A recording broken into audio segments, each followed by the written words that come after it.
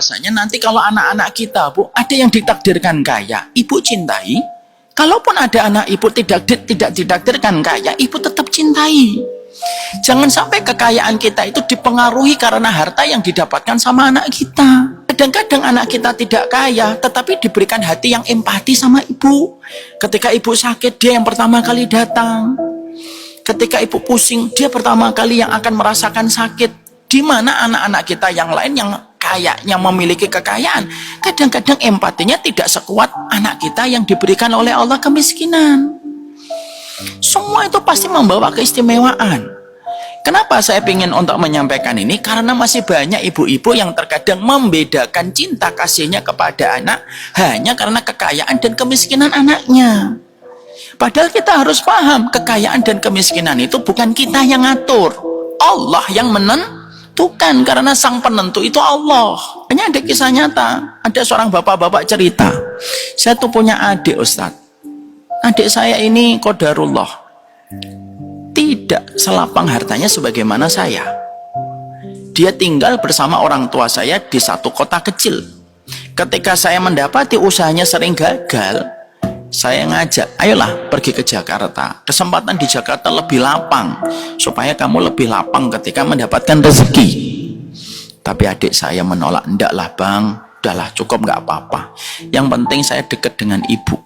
Akhirnya ketika ibu saya sakit, saya baru menyadari kekurangan dan kesalahan saya. Ternyata adik yang sering saya hina dengan kemiskinannya, ketika ibu sakit, yang pertama kali paling tulus, tidak pernah meminta pamrih ketika berbakti kepada ibu adalah adik saya. Sampai ibu saya kalau ada apa-apa selalu ngomong dulu sama adik saya. Barulah saya menyadari kekayaan saya ternyata belum bisa menjamin saya bisa mendapatkan hati ibu saya. Kadang-kadang begitu, Bu. Supaya kita akhirnya mengambil pelajaran dari kisah nyata ini. Ada di antara anak kita yang terkadang bisnis apa saja gagal, sekolah mungkin juga tidak pernah pintar, tapi justru yang paling peduli dengan kita. Tapi kadang-kadang ada anak kita yang kaya raya, kerjanya di kantor, tapi setiap bersama dengan kita itu selalu melihat waktu karena dia terburu-buru dengan banyak kegiatan. Menemani kita tidak bisa lebih dari 3 jam karena diburu-buru dengan banyak persoalan dan kegiatan yang lain. Padahal kadang-kadang anak kita yang terkadang miskin setia nungguin kita dari pagi sampai malam tanpa pamrih. Ketika dia menempatkan ibunya itu menjadi nomor 1 dalam kehidupan, kita itu tidak pernah tahu. Makanya disitulah kita paham, yang membagi kekayaan dan kemiskinan itu adalah Allah. Kalau ada anak kita ditakdirkan miskin, setelah semua usaha dan ikhtiar dia lakukan, tetap sayangi dia. Kalaupun dia ditakdirkan kaya, tetap sayangi dia. Tapi jangan sampai kasih sayang kita kepadanya itu terpengaruh karena kekayaan dan kemiskinannya. Jangan sampai ibu kalau dapat anak yang ditakdirkan miskin, ibu menutupinya.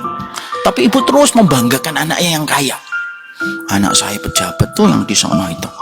Yang berikutnya nggak pernah disebut. Itu yang terkadang menjadikan kita nanti juga terluka ketika nanti kita tua, ketika diperlakukan secara menyakitkan sama anak kita.